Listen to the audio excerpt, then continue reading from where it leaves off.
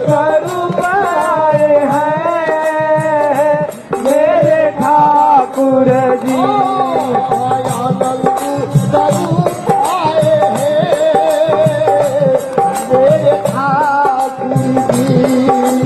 आगम स्वरूप आए हैं मेरे ठाकुर जी।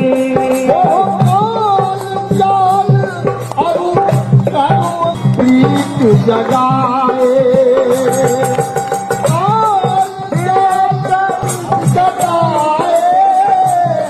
हृदय नई प्रीत जगाए उनकी पूजा करता रहूं उनकी पूजा करता रहूं चरणन बंदन करता रहूं तेरी चरणन वंदन करता रहूं।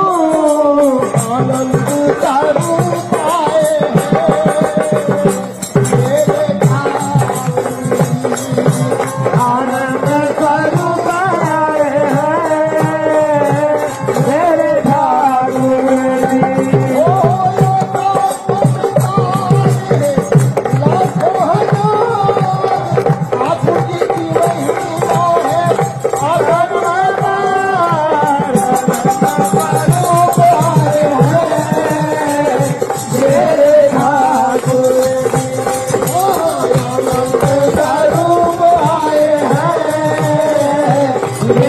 ठाकुर जी।